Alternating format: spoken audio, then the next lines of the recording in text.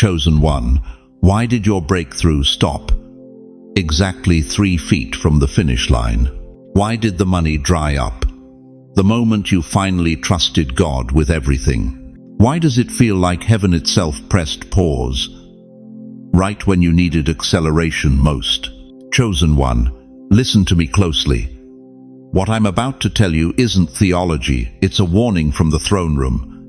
If you've noticed time itself bending around your life lately, if opportunities that should have closed are somehow still open, if deadlines that expired are mysteriously still waiting, you're not losing your mind. You're being rearranged by heaven. Your bills paused when they shouldn't have. Your body held on when doctors said it wouldn't. Even your prayers feel suspended mid-air, like they hit the ceiling and just stayed there, floating, waiting. And you've been asking yourself in the 3 a.m. silence, did God forget me? No, He's redesigning everything around you. See, the chosen don't live on Earth's clock. You've been feeling the slowdown because heaven just bent time itself over your destiny. Right now, this very second, angels are repositioning people, redirecting resources, and rewriting timelines so that when your moment comes, it won't just be good, it'll be unstoppable. But here's what most will miss. This pause is temporary. The divine window is closing, and only those who recognize why everything slowed down will be ready when heaven hits play again. Comment 777 right now if you feel this in your spirit, if you sense heaven pressing pause on your life. Because before this message ends tonight, you're going to understand why the delay wasn't denial. It was divine mercy buying you time to prepare for what you've been praying for. And listen, before we go deeper, I want to say thank you. Thank you to every single soul who supported this message through super thanks. Your generosity means more than you know. You're not just giving, you're sowing seeds into a ministry that reaches the lonely, the forgotten, the ones heaven calls chosen. Whether you give or not, I'm deeply grateful. Your presence here, your time, your attention, it all matters. And if this message is already stirring something in your soul, go ahead and hit that like button. That simple act, that's your yes to heaven. That's you saying, I'm ready for what's next. Now, let me show you what heaven's been doing while you thought you were waiting. What if I told you that every unanswered prayer you've whispered into the dark wasn't ignored? What if the silence you've been drowning in is actually the sound of heaven rewiring your entire existence? What if God didn't forget you? He interrupted you. Chosen one, we need to talk about something the modern church won't touch. Something your pastor might skip over because it makes people uncomfortable. It's this: God stops time for His chosen ones, not as cruelty, as surgery. He doesn't pause your life because you failed. He pauses it because what's coming next requires a version of you that doesn't exist yet. You've been living in what I call the divine interruption. And right now, you're standing in the operating room of destiny while heaven performs open-heart surgery on your future. Let me take you to the book of Habakkuk, chapter 2, verse 3. The prophet writes, "For the vision awaits its appointed time. It hastens to the end, it will not lie. If it seems slow, wait for it. It will surely come." Read that again. It will not lie. The promise isn't late. It's appointed. There's a specific moment, a divine timestamp, when everything you've been believing for will collide with reality. But here's the part that'll wreck you. That appointment isn't based on your readiness. It's based on heaven's perfect choreography of 1,000 moving pieces you cannot see. Think about Joseph, 17 years old, dreaming dreams of greatness. God shows him a vision, nations bowing, family humbled, destiny sealed. And Joseph believes it, feels it in his bones. This is real. This is coming. Then, pit, sold by his own blood, enslaved in Egypt, falsely accused, thrown in prison, forgotten by everyone including the cupbearer who promised to remember him. 13 years, chosen one. 13 years between the promise and the palace.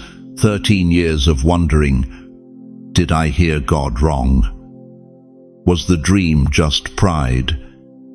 Did heaven abandon me? But listen closely, God wasn't absent.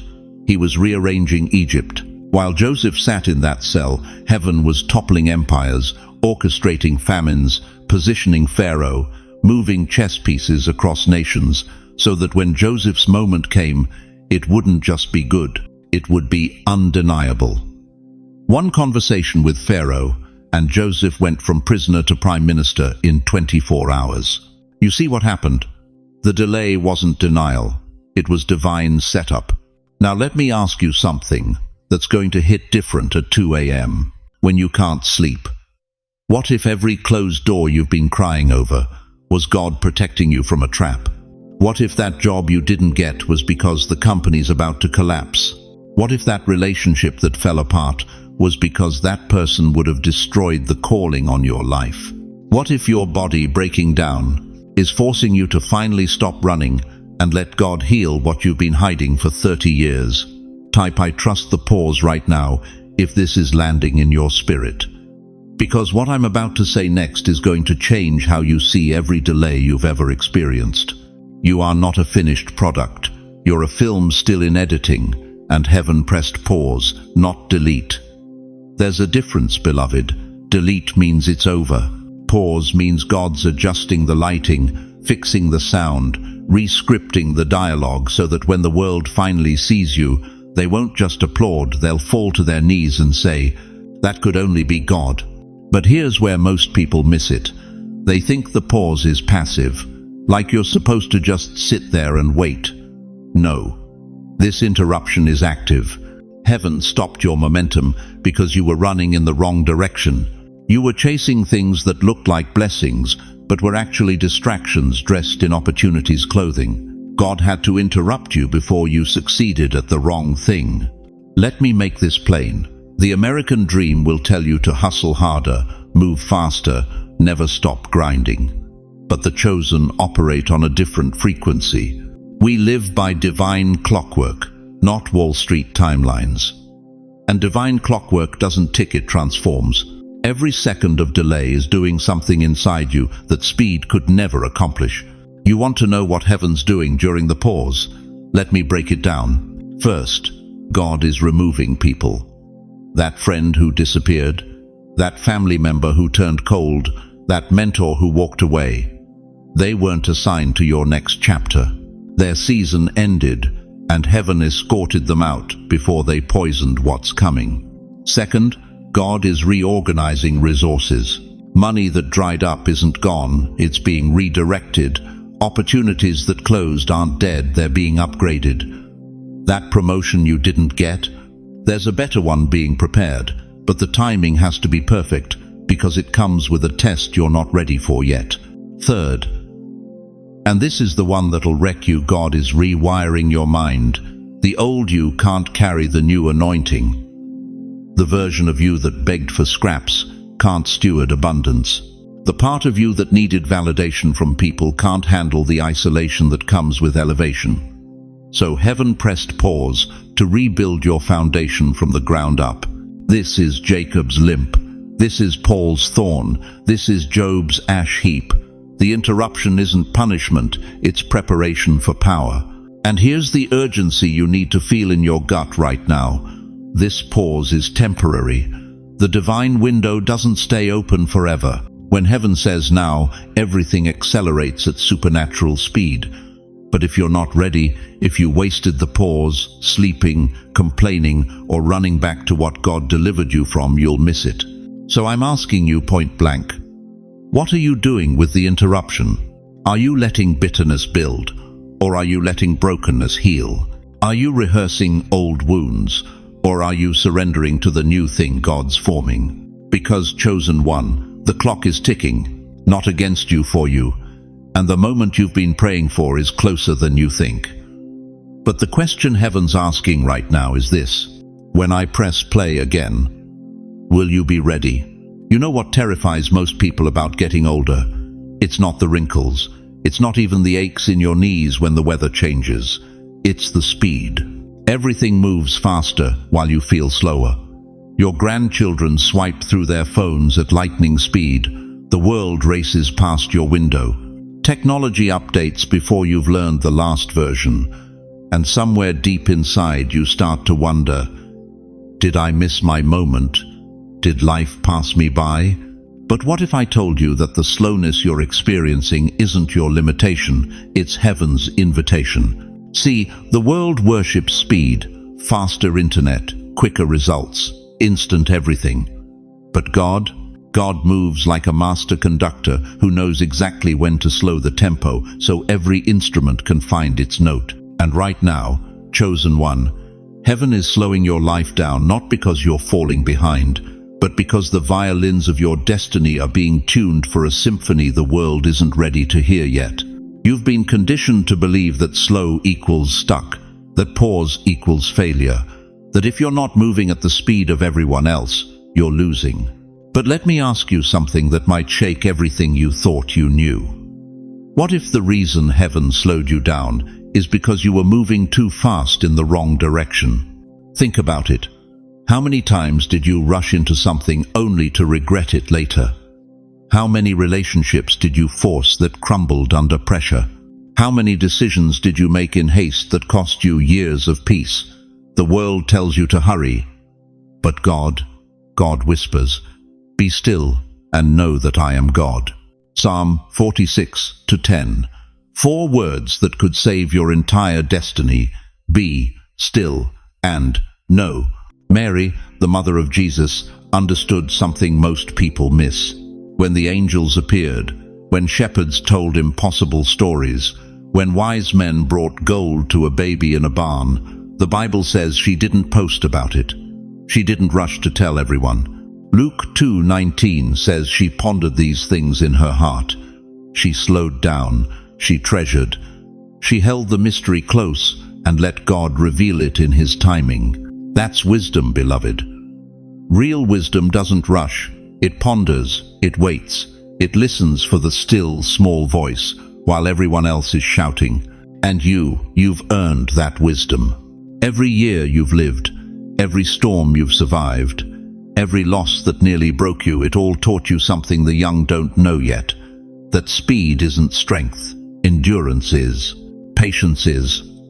The ability to hold on when everything says let go, that's the mark of the chosen. But here's where it gets dangerous. Here's where the enemy wants you to misunderstand the slowness. Because if he can convince you that slow means forgotten, he wins. If he can make you believe that your best days are behind you, that your season has passed, that God moved on to someone younger, faster, shinier, then he's stolen your future without you even noticing. Let me be blunt with you. The delay you're experiencing right now isn't denial. It's not punishment. It's not evidence that God abandoned you. The delay is the divine drawing breath before your next miracle. And I need you to hear that again. The delay is God inhaling before He exhales breakthrough over your life. You see, heaven doesn't operate on Wall Street time. Heaven moves in harvest seasons. A farmer doesn't curse the winter for being slow. He knows the ground is doing invisible work. The seeds are germinating. The soil is preparing. And when spring comes, what looked like death explodes into life so abundant, it feeds entire communities. That's you right now. You're in winter. And winter is slow. Winter is cold. Winter feels like nothing's happening. But under the surface, under the frost, under the appearance of dormancy, heaven is rearranging the molecular structure of your destiny. Your children don't understand this yet. They're still in spring and summer, running fast, planting quickly, harvesting often. But you've graduated to a deeper season. You're being taught the ancient art of divine slowness, the art of letting God set the pace, the art of trusting that His timing is so precise, so perfectly calibrated, that when your moment arrives, it won't just be good, it will be undeniable. Think about Abraham. God promised him a son. Years passed. Decades passed. His body aged. Sarah's womb closed. By every human measure, the promise died. But at 99 years old, when speed was impossible, when logic said never, Isaac was born. And that one miracle, that one son born from divine slowness, became the father of nations. Millions of people trace their lineage back to a man who was born because God refused to rush. What if your slowness is setting up that kind of legacy? What if heaven slowed you down because the blessing coming is so massive it requires a foundation that can only be built through years of patient obedience? What if you're not late, you're right on time for a miracle that needs your exact age, your exact wisdom, your exact faith to carry it? I'm going to say something that might make you uncomfortable, but I need you to wrestle with it. You've been praying for speed when God's been offering you depth. You've been asking for quick answers when He's been building eternal solutions. And the slowness you've been resenting, that's the hand of God protecting you from blessings you weren't ready to steward yet. Because here's the truth the world won't tell you. Speed kills what it doesn't mature. Fast money disappears faster. Quick fame burns out. Instant breakthrough without character leads to public collapse. But slow builds foundations that last generations. Slow creates wisdom that outlives you. Slow is how God separates the chosen from the crowd. So when you feel the world racing past you, remember this: you're not slow. You're being sequenced. You're not behind. You're being positioned. And the very thing you thought was your weakness, your need for stillness, your craving for quiet, your inability to keep up with the chaos, that's actually your superpower. Because in a world addicted to noise, your stillness is where God speaks clearest. The question is, are you listening, or are you still trying to catch up to a race heaven never asked you to run? Because what's coming next will show you exactly why everything had to slow down. You want to know why your phone stopped ringing? Why your house feels emptier than a tomb at midnight? Why every friend you thought would walk with you forever quietly disappeared the moment your assignment got serious? Because heaven doesn't forge warriors in crowded rooms. God builds His chosen in the furnace of solitude. And right now, beloved, you're not abandoned. You're in the workshop. Listen closely. There's a place where heaven does its deepest work, and it has no address, no skyline, no congregation. It's invisible to the natural eye, but every chosen one who's ever carried real power has spent time there. Moses knew it. He didn't become the deliverer in Pharaoh's palace surrounded by applause and opportunity. No, he became Moses in 40 years of desert silence, watching sheep, talking to sand, waiting for a bush to burn. 40 years. That's 14,600 days of what looked like absolutely nothing happening. But something was happening. God was stripping him, humbling him, rebuilding his identity from Egyptian prince to Hebrew prophet. The wilderness wasn't punishment. It was preparation. And every single morning Moses woke up thinking he was wasted. Heaven was actually fashioning the man who would split seas and speak to God face to face. You think you're being forgotten. You're being forged. Then there's Anna, 84 years old, a widow who never left the temple. Luke 2:37 says she worshipped night and day with fasting and prayer. 84 years. Most of them spent alone, waiting, praying, believing for a promise she couldn't see. Can you imagine the voices that must have haunted her? Anna, you're too old. Anna, it's over. Anna, you missed it. But she didn't leave. She stayed in the silence. She stayed in the waiting. And one ordinary morning, she walked into the temple and saw the Messiah with her own eyes. Everything she waited for showed up, while everyone else was busy. The workshop of silence always delivers. Always. But only to those who don't run from it. Now let me ask you something, and I want you to answer honestly, even if it hurts. How many times have you confused loneliness with abandonment? How many nights have you sat in your living room, staring at four walls, wondering if God even remembers your name? You scroll through pictures of people living their lives laughing, traveling, surrounded by family, and you think, what did I do wrong? Why does everyone else get community while I get silence? Here's the truth that'll wreck you and rebuild you at the same time. You didn't do anything wrong. You were chosen for something that requires separation. God is not punishing you with solitude. He's preparing you in it. Your living room isn't a prison, it's a monastery. Your quiet nights aren't evidence of failure.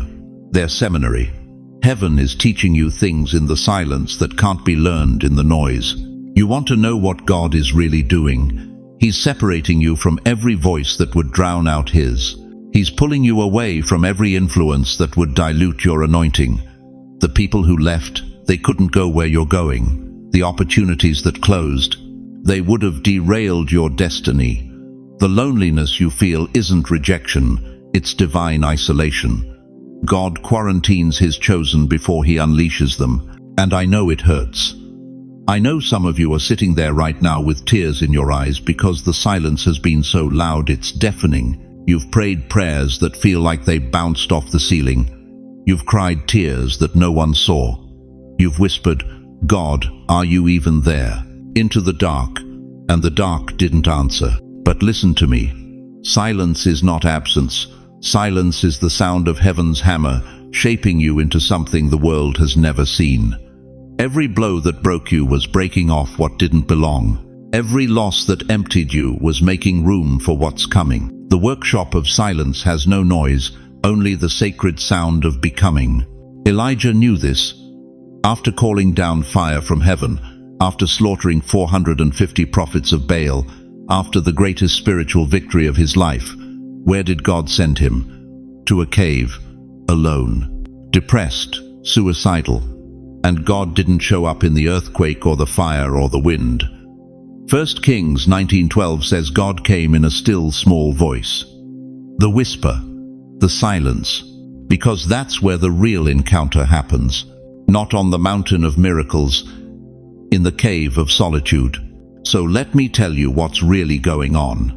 You're not being sidelined, you're being set apart. This isn't delay, this is divine design. God is rewiring your soul, recalibrating your spirit, rewriting your identity in the quietest classroom that exists. And when you walk out of this season, you won't just be different, you'll be dangerous. Dangerous to the kingdom of darkness, dangerous to every lie that said you were forgotten. But here's the requirement. You have to stop fighting the silence, stop resenting the loneliness, stop begging God to give you back what He strategically removed. Surrender to the workshop. Embrace the solitude. Say out loud right now, "I'm in the workshop." Type it in the comments. Write it down. Declare it over your life. That's not just a sentence. That's your agreement with heaven's timing. That's you telling God, "I trust you're building something in me that the noise would destroy." Because the truth is, most people will never understand what you're walking through. They'll call you isolated, depressed, antisocial. Let them. You're not called to be understood by the crowd. You're called to be shaped by the Creator.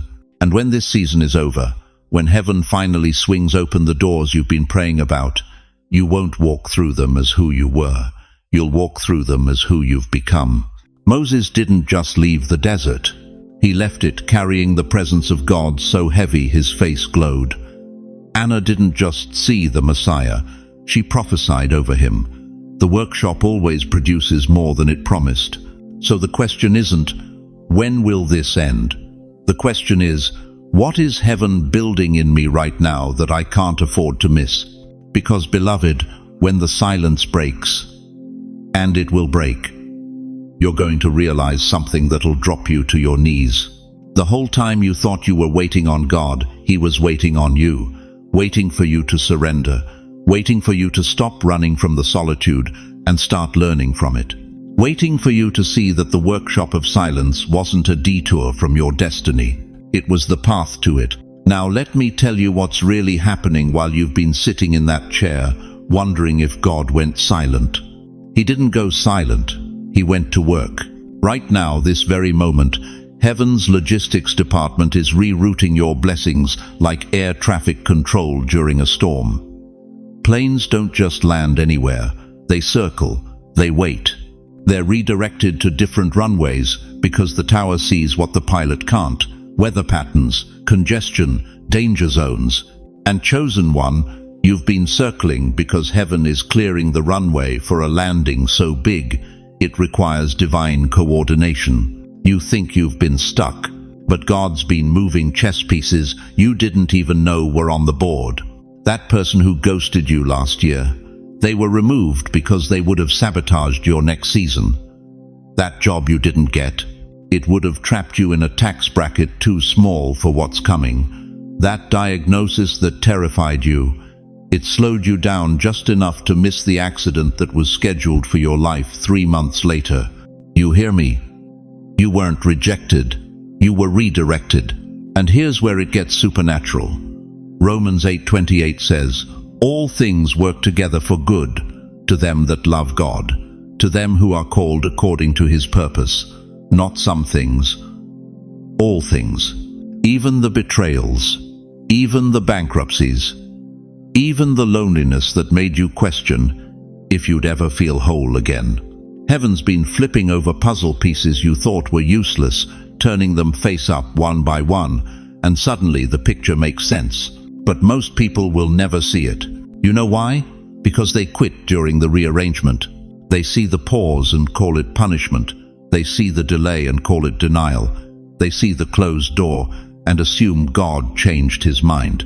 But chosen one, let me hit you with a truth that's going to shatter every doubt you've been nursing in secret. You're not waiting on God. God's waiting for the stage to match your spirit. Think about that. Heaven's not stalling. Heaven's staging. Right now, contracts are being rewritten in boardrooms you've never walked into. Right now, people you haven't met yet are being prepared to open doors you don't even know exist. Right now, money that's been tied up in red tape, in estates, in delayed payments, in lawsuits, it's being shaken loose by angels with instructions that have your name on them. God's not slow, he's precise.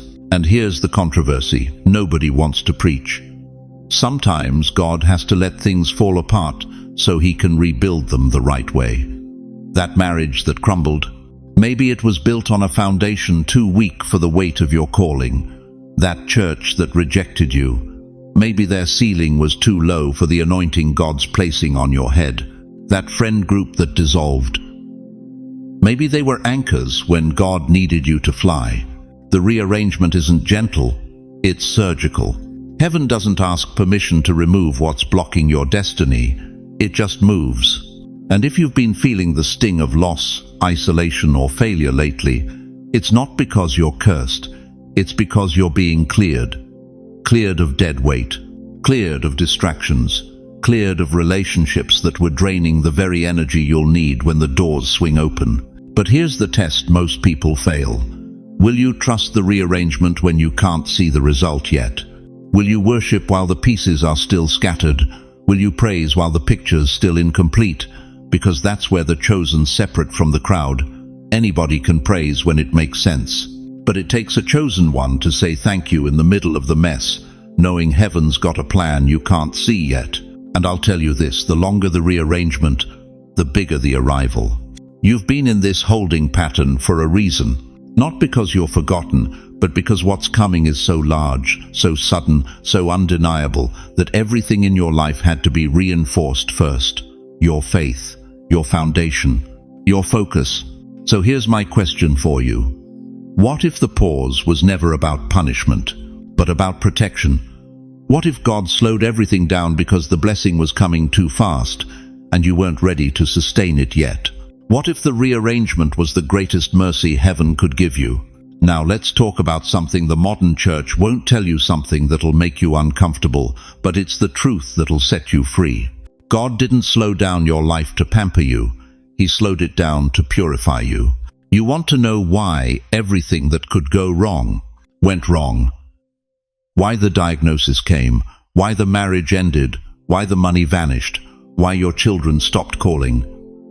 It wasn't the devil winning. It was heaven turning up the heat. Because gold doesn't apologize for the furnace. Gold understands its shine depends on it. Listen to me closely. Every heartbreak you survived, he used it. Every funeral you sat through with tears streaming down your face, he used it. Every empty chair at Thanksgiving, every phone call that never came, every night you cried yourself to sleep, wondering if God even remembered your name. He was using all of it to burn away everything that wasn't eternal. Isaiah 48:10 says it plain. I have refined you, but not as silver is refined.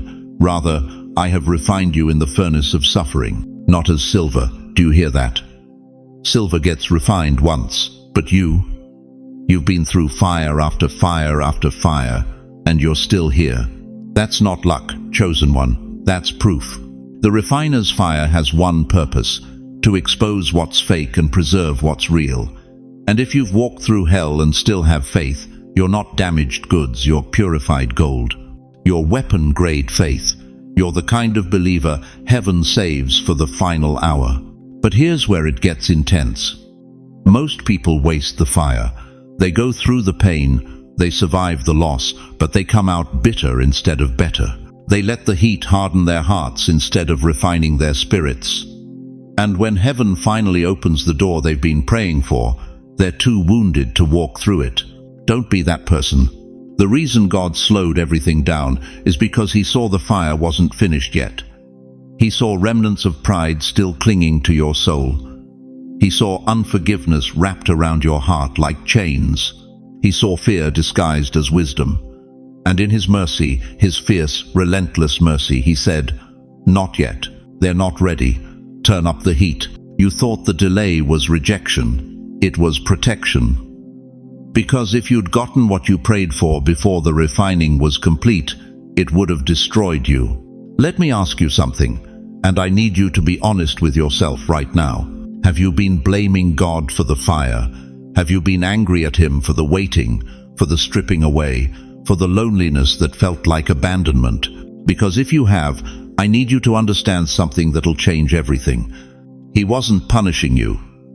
He was preparing you. Every person he removed from your life, they couldn't go where you're going. Every opportunity he closed, it would have detoured your destiny. Every loss you endured, it was creating space for something greater than you ever imagined. The fire isn't your enemy. The fire is your promotion. And right now, in this very moment, you're standing at the edge of completion. The refining is almost done. The heat is still intense because you're in the final stage. The dross is almost gone. The impurities are burning off. And what's left? Pure gold, unbreakable faith. A vessel so clean, so strong, so aligned with heaven that when God pours his power into you, nothing will leak out. But you've got to make it through this last stretch. You've got to hold on through this final flame. Because quitting now, after everything you've survived, would be the greatest tragedy of your life. If you've walked through fire and you're still standing, if you've been refined in the furnace of suffering and you still believe God is good, I want you to type and the words, "I'm still here." Because heaven doesn't count survivors as victims. Heaven counts survivors as generals. And generals don't get made in comfort. They get made in the crucible. So here's my question for you as we move forward. What if the fire wasn't meant to break you, but to reveal you? Now let me tell you what's really happening while you think you're standing still. Heaven isn't punishing you with slowness. Heaven is synchronizing you with eternity. And there's a cosmic principle at work that most people will never understand. God slows the outer world until your inner world catches up. Think about it. When a planet falls out of orbit, does the universe panic? No. Gravity pulls. Time bends. The entire solar system adjusts until that planet finds its proper path again. And right now, chosen one, you are that planet. Everything around you, your finances, your relationships, your opportunities, they're all being held in divine suspension until you realign with your true calling. You're not falling behind. You're being recalibrated. The Bible says it clearly in Isaiah 40:31. They that wait upon the Lord shall renew their strength. They shall mount up with wings as eagles. Not they that rush, not they that panic, they that wait. Because waiting isn't weakness. Waiting is the posture of power under construction. But here's what breaks my heart. So many of you, especially those of you with silver in your hair and decades of battle scars on your soul, you've been told that slowness means decline, that your best years are behind you. that your pace is proof you're fading. Let me destroy that lie right now. Your pace isn't decline, it's divine design. God doesn't measure your worth by your speed. He measures it by your alignment. And sometimes, to get you aligned with where He's taking you, He has to slow everything down so you can hear the frequency of heaven again. The world taught you to sprint. Heaven is teaching you to sink. You know what happens when a racehorse runs too fast, too young? It breaks. Its legs shatter under pressure it wasn't ready to carry. And God loves you too much to let you break under a blessing you're not yet built to hold. So He slows you down. He pulls you back. Not to punish you, to prepare you. Every delay you've endured was a training session. Every closed door was a classroom. Every silent season was heaven downloading wisdom you couldn't receive at full speed. The outer chaos had to pause so the inner chaos could be healed. The noise had to stop so you could finally hear His voice again. And now, right now, you're standing in the eye of a divine storm. Everything around you looks still, but that stillness, that's not emptiness. That's the moment right before God moves everything at once. Do you feel it? That rumbling in your spirit, that restlessness that won't let you settle? That's not anxiety, that's anticipation. Heaven is about to shift, and your soul knows it before your mind does. Here's the climax you need to hear tonight. Time didn't pass you by. Time paused to let you catch eternity. While the world was rushing forward, you were being held back, not because you were unworthy, but because you were being entrusted with something the hurried could never carry. Wisdom, depth, spiritual authority that only comes through the fire of waiting. You think you lost years? No. You gained dimensions. You think you missed opportunities? No. You were shielded from distractions disguised as destiny. And now, everything that was delayed is about to be released. But not randomly, strategically, supernaturally. With precision that will make even your enemies say, "Their God did that." The alignment is almost complete. The recalibration is in its final phase. And when heaven says now, everything you thought you lost will be restored in a single sovereign moment. But here's the question that will determine everything. When the acceleration comes, and it's coming, will you be ready? Or will you still be looking backward, mourning delays that were actually divine mercy? Because the next phase isn't for the bitter, it's for the believing. Now listen carefully, because what I'm about to ask you to do isn't just participation, it's consecration. This is the moment where you stop being a spectator and become a participant in your own destiny. Heaven is waiting for your agreement. Angels are leaning in. The Father Himself is watching to see if you'll step into what He's been preparing while you thought you were just waiting. Place your hand on your heart right now. I'm serious. Do it. Feel that beat, that rhythm. That's not just biology, that's prophecy still pulsing through your chest. Every heartbeat you've survived. Every morning you woke up when you didn't want to. Every bill that somehow got paid when the math didn't add up, that wasn't luck. That was heaven buying you time, extending your moment, rearranging the chessboard of your destiny while the enemy thought you were defeated. And right now, across this nation, from the Bronx to Brooklyn, from Harlem to Houston, thousands of chosen ones are watching this same message, feeling this same stirring, recognizing this same divine pause in their lives. And when we speak together, something shifts in the atmosphere. The Bible says in Matthew 18:19, "If two of you agree on earth about anything they ask, it will be done for them by my Father in heaven." Imagine what happens when thousands agree.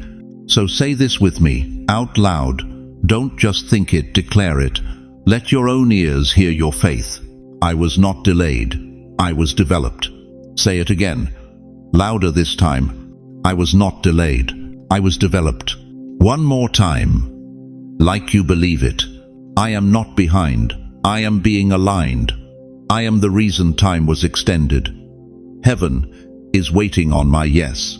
Do you feel that? That's not emotion, that's activation. Something just shifted in the spirit realm. The delay you've been cursing, You just redefined it. The waiting you've been resenting, you just consecrated it. Because the truth is, chosen one, you were never stuck. You were being sculpted. Psalm 31:15 says, "My times are in your hands, not in the economy's hands, not in the doctor's hands, not in your age, your bank account, or your past mistakes. In his hands. And those hands don't fumble. They don't forget. They don't fail." Every second of delay was a divine decision not to punish you, but to position you. But here's where it gets urgent. This grace window is temporary. Right now, heaven's clock is still paused over your life.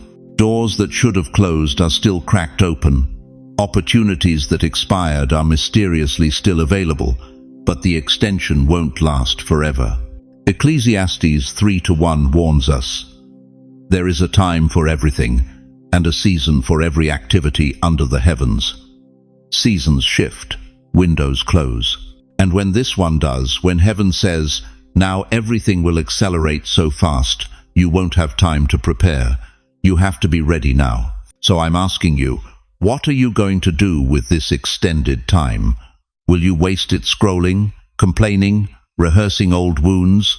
Or will you use it to heal, to forgive, to align, to become the person your destiny requires?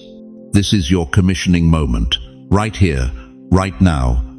Not someday when you feel more spiritual, not next year when life calms down. Tonight. Because heaven didn't slow everything down so you could stay the same. It slowed everything down so you could become. Type in the comments right now, "I accept the realignment." Let heaven see your yes. Let the angels record your agreement. And share this message with someone else who's been feeling the weight of divine delay, because they need to know they're not forgotten. They're being rearranged. Thousands are saying yes tonight. Thousands are stepping into their destiny. The atmosphere is shifting. The countdown is ending. And the question echoing from the throne room is simple. Will you be ready when heaven hits play again? Chosen one, can you feel it? That faint vibration in the air, like the tremor before thunder, like the electricity before lightning splits the sky. Heaven has started to move again. I know you felt the pause. You've been living in it. That sacred, unbearable stillness where nothing moved forward and nothing fell apart, where time itself seemed to hold its breath over your life. You prayed, you waited, you wondered if God had turned his face away. But listen to me carefully, that wasn't abandonment. That was divine rearrangement. And the reason you feel different today, the reason something inside you knows this message found you at exactly the right moment, is because the gears are turning again. The divine machinery is humming beneath your feet. Do you hear it? It's subtle at first, like the ticking of a clock that's been silent for years, suddenly catching its rhythm again, like the first heartbeat after flatline. You've been standing on holy ground this entire time, and you didn't even know it.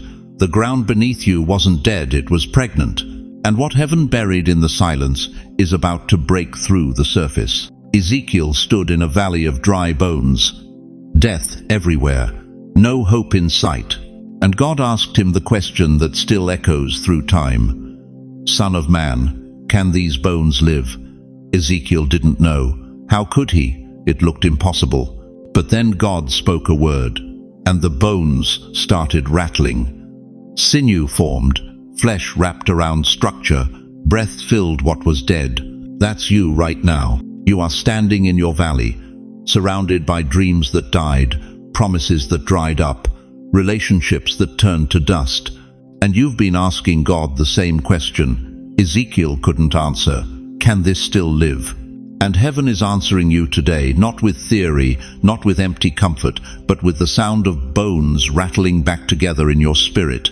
The resurrection breath is coming. But here's what you need to understand. This isn't happening because you were patient. It's happening because you stayed. There's a difference. Patience is passive. Staying is warfare. You stayed when others walked away. You stayed when the silence became unbearable.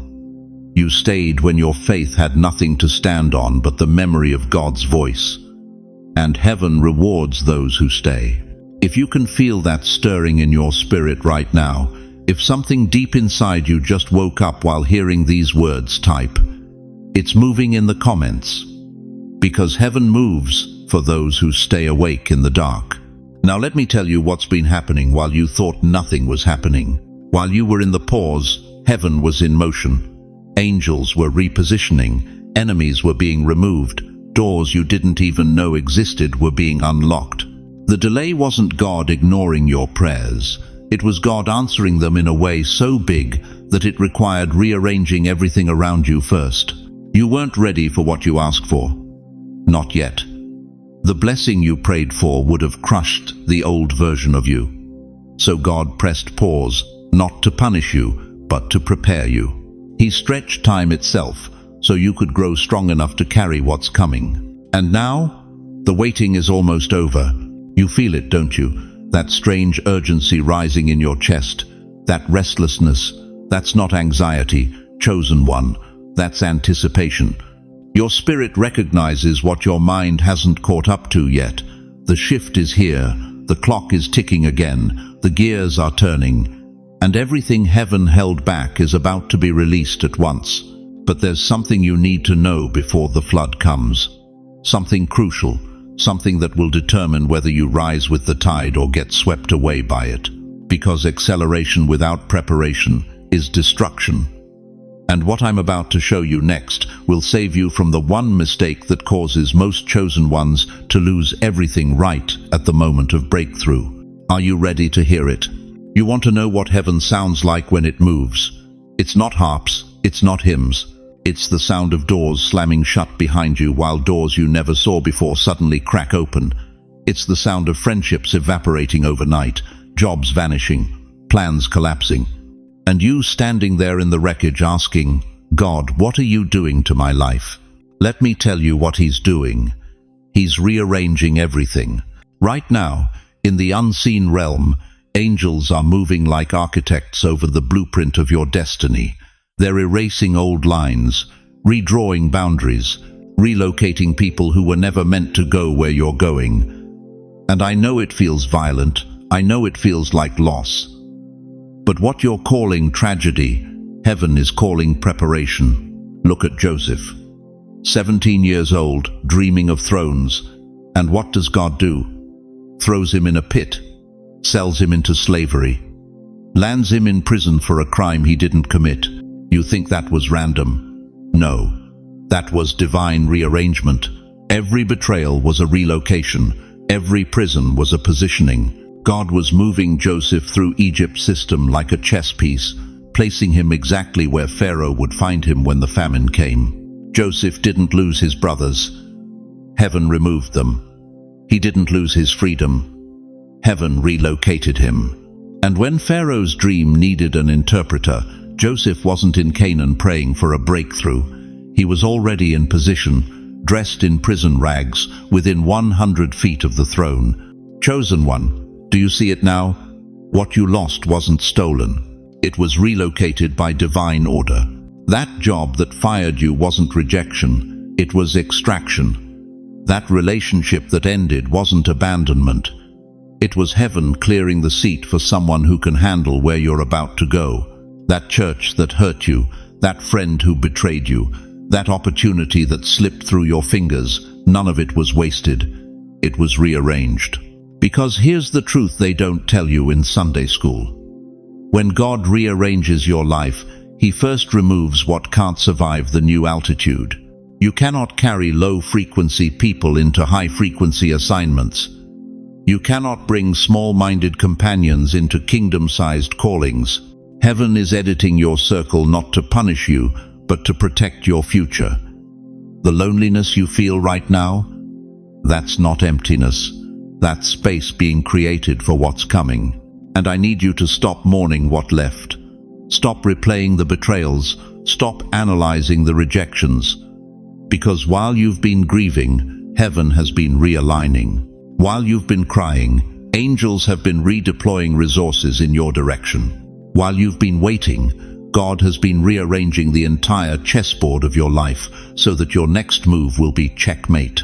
But here's where most people miss it. They think rearrangement is punishment. They think the shaking means God is angry. No, the shaking means God is clearing the table. You can't put a 5-course meal on a cluttered table. Heaven has to sweep away the old before it can set the new. Psalm 37:23 says, "The steps of a good man are ordered by the Lord." Ordered. Not suggested, not recommended. Ordered. That means every step you take, even the ones that feel backward, are military-grade maneuvers orchestrated by heaven. You're not wandering. You're being deployed. So, let me ask you something, and I want you to answer this honestly, even if it's just in your spirit right now. What if everything that fell apart was actually falling into place? What if the people who left were clearing the stage for the ones God is sending? What if the doors that closed were protecting you from paths that would have destroyed you? Write this in the comments right now. Realign me, Lord, not as a request, as a permission slip. Because heaven won't rearrange what you're still clutching. Let go. Surrender the old blueprint. Give God permission to redraw your life. Because the rearrangement is almost complete. And when heaven finishes what it started, you won't recognize your own life. But you'll finally understand why everything had to slow down, so God could move everything into place. Now, let me show you what happens when the rearrangement is finished and heaven hits play again. Now, let me show you something that's going to shake everything you thought you knew about your life. You remember that phone call at midnight 5 years ago, the one that shattered your peace, and the friend who walked away without explanation, the betrayal that left you hollow for months, and that sickness that knocked you flat when you were supposed to be climbing. You thought those were tragedies, random disasters in a cruel world.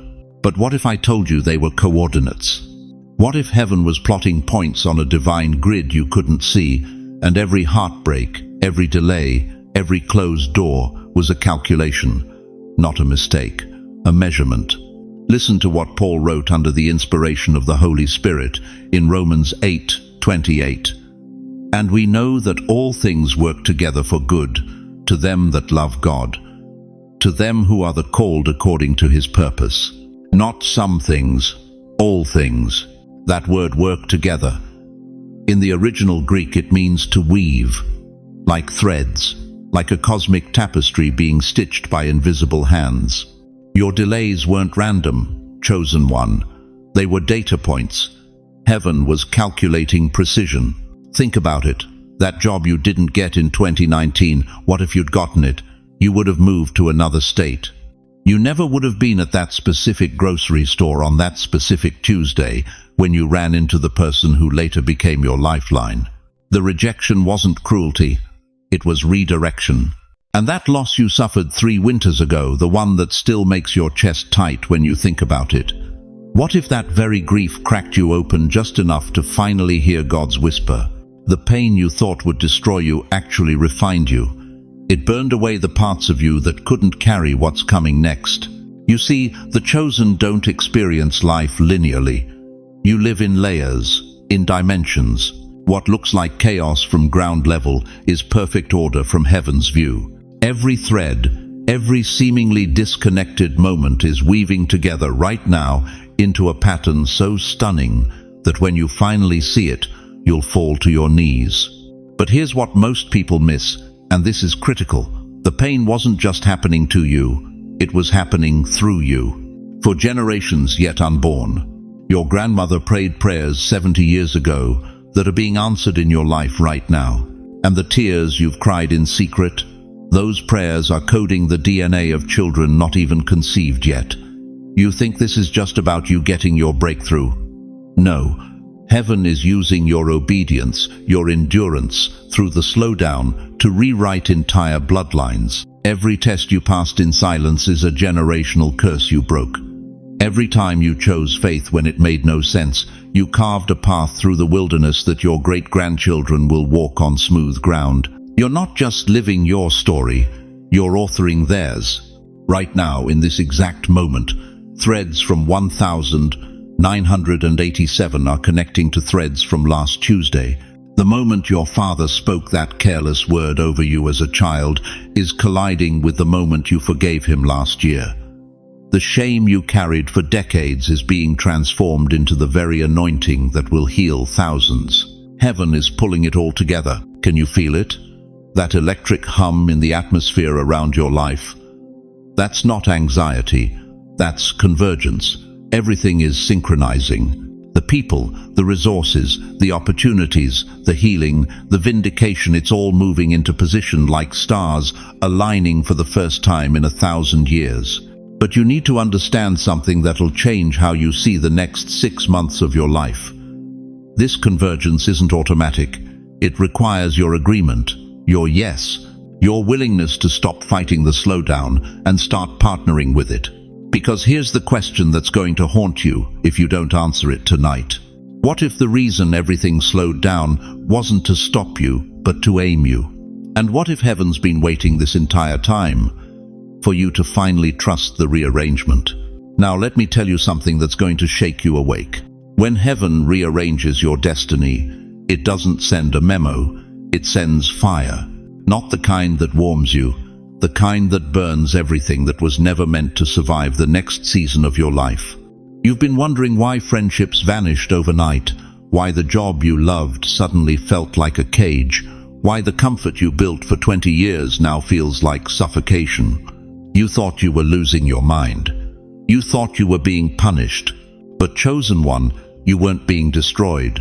You were being edited by God. Let me take you to Exodus 3.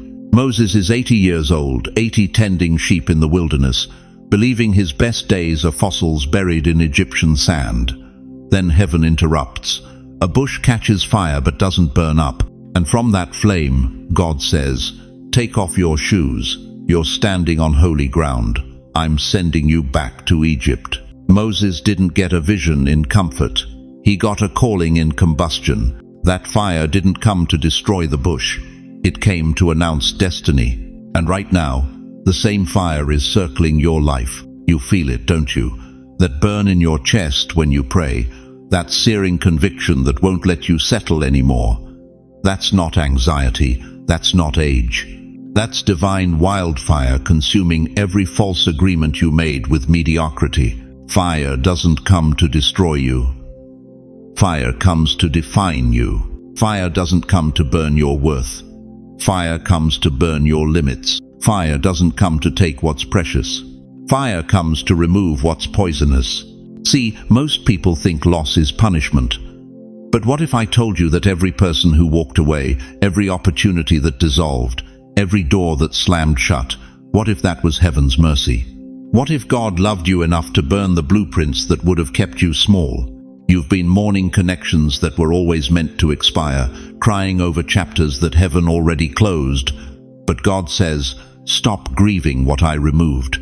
Start preparing for what I'm about to release. The fire you're walking through right now isn't random.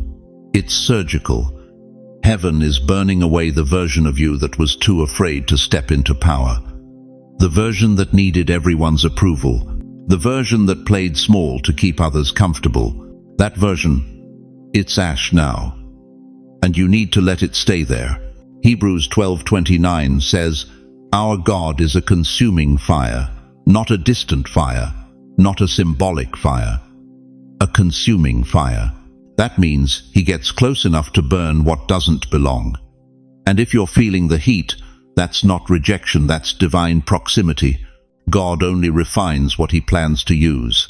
You're not in the fire because you failed. You're in the fire because you're being forged for something the old you could never carry. And here's what the enemy doesn't want you to know. The fire proves you're not forgotten. Dead wood doesn't burn. Only living trees catch flame. If hell is fighting you this hard, if life is squeezing you this tight, it's because heaven sees something in you that must survive. But let me ask you this. Are you going to waste this fire? Are you going to come out of this season the same way you entered it? Or are you going to let the flames do what they came to do? Burn you clean, burn you sharp, burn you free. If you've been through the fire and you're still standing, if you've lost everything and still believe, write this in the comments right now. Still burning, still believing. Because that declaration is your proof. That's your weapon. When you can stand in the ashes and still declare faith, You've just announced to every demon in hell that they didn't win. Now here's where it gets dangerous. The fire is almost finished. The refining is nearly complete. And once this divine combustion ends, you're going to step into a version of your life that will feel unrecognizable. But the question heaven is asking right now is this: will you trust the fire enough to stop running from it? Because what comes next requires someone who's been tested by flame and didn't melt. You know what breaks my heart? It's watching God's chosen ones believe the lie that hiddenness equals abandonment. That obscurity means rejection. That silence means God stopped speaking. Let me tell you something that'll shake the foundation of every doubt you've been carrying. Heaven didn't hide you because you failed. Heaven hid you because you were too valuable to expose prematurely. You weren't forgotten. You were incubated. Think about Joseph. 17 years old when God gave him the dream. 30 years old when Pharaoh's ring touched his finger. 13 years. 13 years in pits and prisons while heaven held his promotion in a vault. And here's what nobody tells you about those years: they weren't wasted. They were invested. Every betrayal was building character. Every false accusation was forging integrity. Every lonely night in that Egyptian prison cell, God was developing in private what he planned to display in public. Luke 8:17 says, "For nothing is hidden that will not be disclosed, nor is anything secret that will not become known and come to light." Read that again.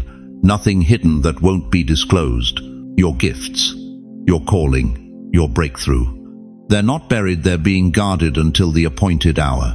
But let me ask you something, and I need you to be brutally honest with yourself right now. If God had given you everything you prayed for 3 years ago, would you have been ready? Would your character have been strong enough to sustain it?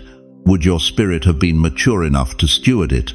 See, most people want the platform before they've built the foundation. They want the microphone before they've mastered the message. They want Pharaoh's promotion without Joseph's prison. But heaven doesn't work that way. God will not release publicly what hasn't been perfected privately. And that's exactly why everything slowed down. Heaven pressed pause because you were about to step into something your soul wasn't ready to carry. The delay wasn't punishment, it was protection. God was saving you from premature exposure that would have destroyed you. He was shielding you from applause that would have intoxicated you. He was defending you from success that would have spiritually bankrupted you. You thought you were being held back. But heaven was holding space, waiting for your internal transformation to match your external assignment. Right now, in the unseen realm, angels are pulling back curtains. Spiritual doors that were bolted shut for your protection are beginning to creak open. The rehearsal is ending. The unveiling is beginning. And chosen one, what the world is about to see publicly is what heaven has been perfecting privately for years. Your wilderness wasn't a detour. It was a training ground. Your isolation wasn't rejection. It was preparation. Every person who walked away, every opportunity that dissolved, every door that slammed in your face that was God, removing what couldn't sustain the weight of your destiny. Because here's the truth that'll set you free tonight. The greater the calling, the deeper the hiddenness. The bigger the platform, the longer the preparation. The louder the future roar, the quieter the present season. David didn't become king the day Samuel anointed him. He became king the day he stopped trying to prove himself to Saul and started trusting God's timing. Moses didn't lead Israel out of Egypt after 40 years in Pharaoh's palace. He led them out after 40 years in the desert learning humility. Jesus himself didn't start his ministry at 12 when he amazed the temple teachers. He started at 30 after years of carpenter's dust and silent obedience. The pattern is clear. Heaven hides before it reveals. God conceals before he unveils. And tonight, I'm telling you by the Spirit, your season of hiddenness is ending. The curtain is rising. The rehearsal is over. What heaven perfected in secret is about to be proclaimed from the rooftops. The world's about to see publicly what heaven's been perfecting privately. Comment, "Show me, Lord, right now." You're not just typing words, you're giving heaven consent to reveal your next chapter. You're opening the door for divine manifestation. You're saying, I'm ready for what you've been preparing, because the unveiling isn't coming someday. It's starting tonight. Now here's where it gets dangerous. Here's where heaven stops playing defense and goes on the attack. You think the enemy delayed you? No. He delivered you by mistake. Every pit he dug for you, that's the platform God's building. Every betrayal meant to break you, that's the bridge to your next level. Every loss the devil celebrated, heaven just flipped it into your greatest gain. Listen to me, this is the backfire principle, and it's all over Scripture. David, young, anointed, oil still fresh on his forehead. And what happens? Saul hunts him like an animal. Caves, deserts, running for his life for years. Looks like delay, doesn't it? Looks like God made a mistake, crowning him too early. But here's what Saul didn't know. Every cave became a classroom. Every night in the wilderness became a worship service. Every betrayal taught David who not to trust when he wore the crown. The running wasn't wasted time, it was king training. And when David finally sat on that throne, he didn't just rule. He reigned with a wisdom that only the wilderness could teach. The delay made him dangerous. So let me ask you something. What if that job you lost wasn't a setback but a setup?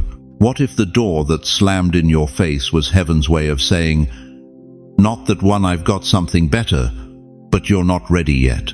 What if every person who walked away from you was God removing a distraction before the real assignment arrived? You've been calling it failure. Heaven's been calling it preparation. Think about Joseph. Pit, slavery, prison. 13 years of what looked like one disaster after another. His brothers thought they buried his dream. Potiphar's wife thought she destroyed his future. Pharaoh's cupbearer forgot him in a cell. But God was flipping every tragedy into strategy. The pit taught him humility. The prison gave him access to Pharaoh's staff. The betrayal built a character strong enough to forgive. And when Pharaoh finally called him up, Joseph didn't just get a job, he got a nation. Second in command of Egypt.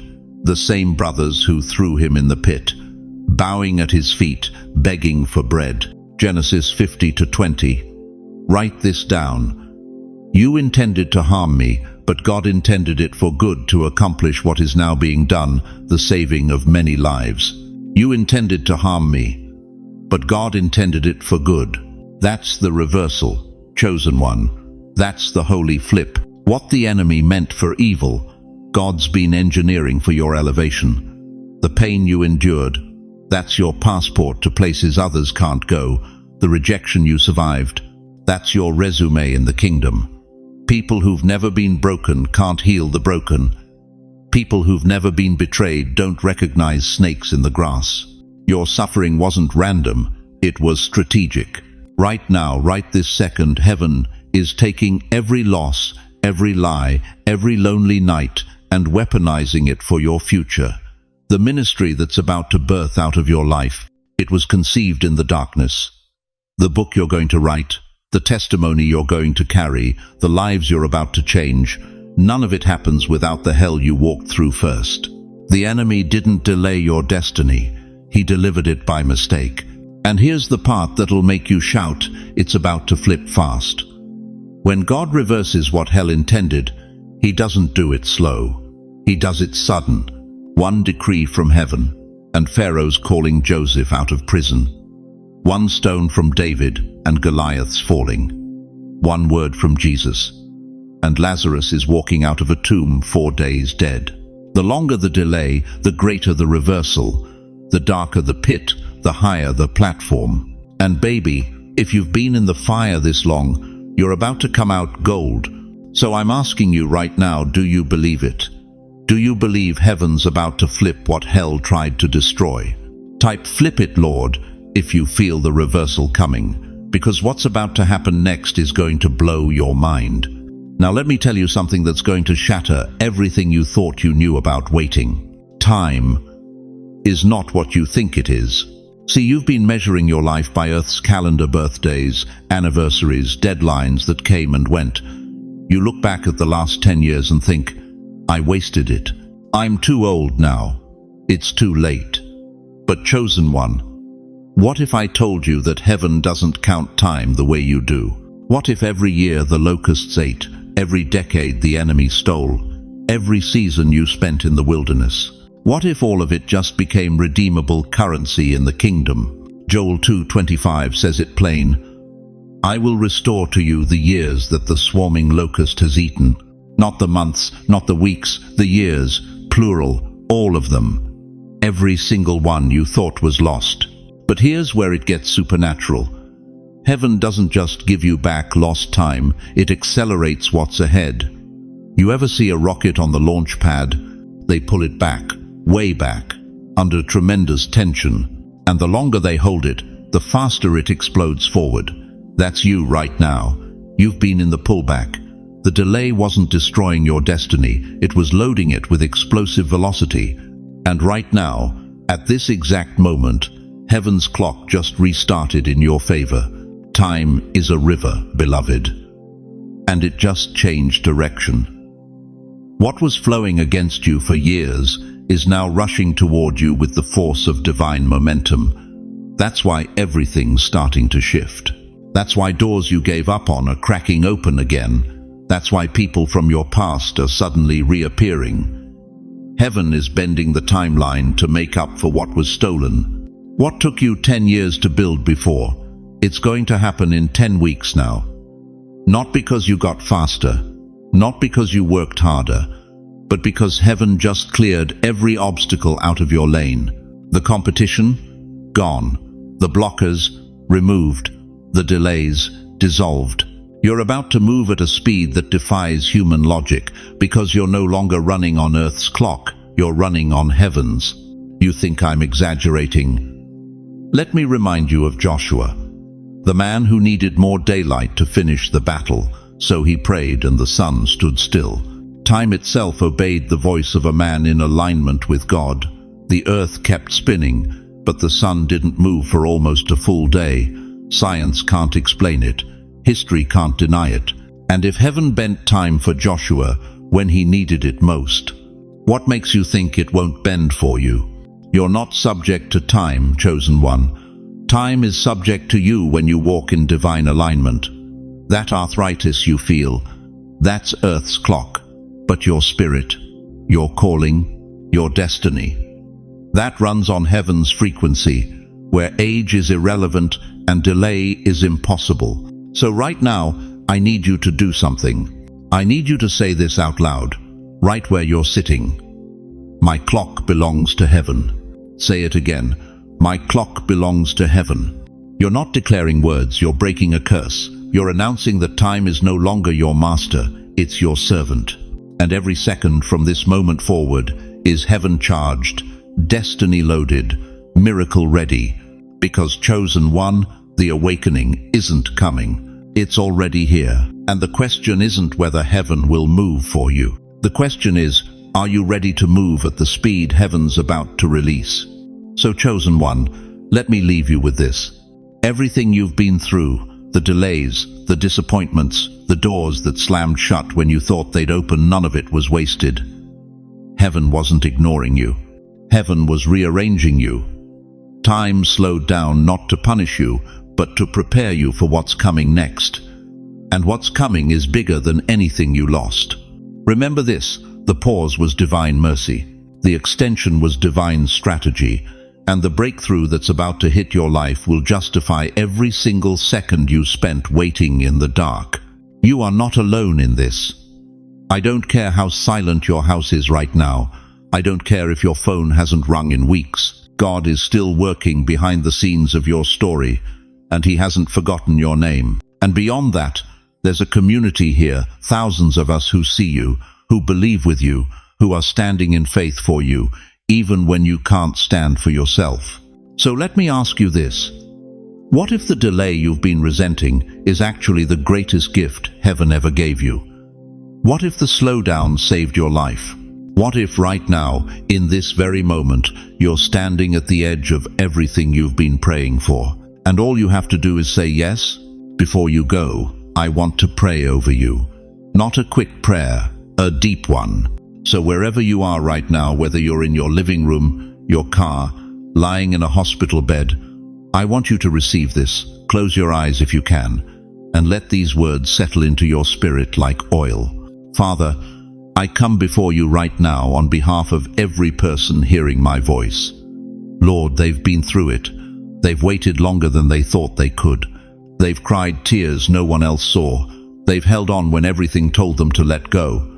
And tonight, I'm asking you, I'm demanding in the name of Jesus that you honor their faithfulness, that you restore what the enemy stole, that you accelerate what heaven has already approved. Let time bend in their favor. Let doors fly open that human hands tried to shut. Let provision flood in from directions they didn't even know existed. And Lord, let them feel you tonight, not as a distant God, but as a Father who's been right there in the room with them this whole time, holding them together when they thought they were falling apart. I speak peace over their minds. I speak strength over their bodies. I speak clarity over their next steps. And I decree that the delay is over, that the rearranging is complete, that the manifestation has begun. In Jesus' mighty name, amen. Now listen, if this message stirred something in your soul, if you felt the presence of God in this room tonight, I need you to do something. Drop a comment below. Tell me what God spoke to you. Tell me where you're watching from. Tell me what you're believing heaven for. Because when you type those words, you're not just commenting, you're making a public declaration of faith. And there's power in that. And if you know someone who needs to hear this, someone who's been in a season of delay, someone who thinks God forgot them, share this video with them, send it to them right now, because they need to know they're not crazy. They need to know the pause was purposeful. And they need to know there's a whole community of believers ready to stand with them in prayer. Before you leave, hit that subscribe button. This channel exists for one reason: to reach the chosen ones who feel forgotten, to remind them that heaven is still speaking. And when you subscribe, you're making sure you don't miss the next word God has for your life. Thank you for being here. Thank you for staying till the end. Thank you for trusting me with your time and your heart. You are seen, you are chosen, and your breakthrough is closer than you think. Now go walk in the authority of who heaven says you are. And remember, your clock belongs to heaven.